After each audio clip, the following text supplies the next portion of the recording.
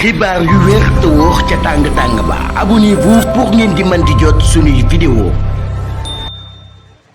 mbégte ak bànneex la ñuy am ci ànd bi ak Buzz 221 HD ni ñu koy defee saa su ne rek di leen indil ay xibaar la ca gën a fës bu ñu sukkandikoo ci l'observateur mi ñuy xamale nag coowal 94 milliards yi nga xam ne nag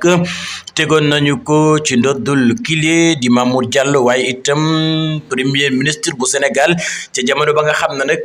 ma ngay nekk ci opposition bo waxoon ne kile di Mamour Diallo nag dafa daal di luubal li nga xam ne nag moom moo di 94 milliards loolee nag nekkoon coow lu rëy ca boobee jamono ba nga xam ne nag premier ministre bu Sénégal Ousmane Sonko ma nga nekk ci opposition ba waaye itam bu ñu sukkandikoo ci l'observateur mi ñuy xamal ne nag dig daal tijji na ab l'enquête bu yaatu ci 94 milliards de francs CFA yi nga xam ne nag doon nañ ko jël di ko teg ci ndoddal kili di Mamour Diallo mi nga xam ne nag doon nañu ko tudd ci dossier ki nga xam ne nag moom moo di Adji Raby Sarr waaye itam ak ki nga xam ne nag moom moo di Ousmane Sonko ñu wax na nag mbir moomee daal loxoom dugg na ci bu baax a baax moom nag lu jiitu loolee Ousmane Sonko jotoon naa wax 94 milliards yi nga xam ne nag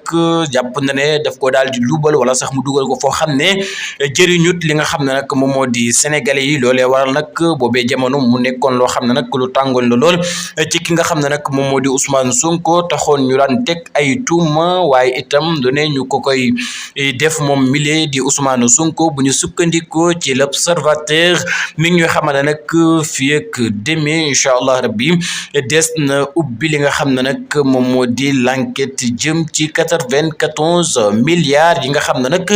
doon nañu ko teg ci ndoddal kile di Mamour Diallo nekk itam ku ràññeeku woon lool ci gouvernement bi nga xam ne nag moo fi jóge waaye itam njiit la nekkoon ki nga xam ne nag moom moo di Macky Sall.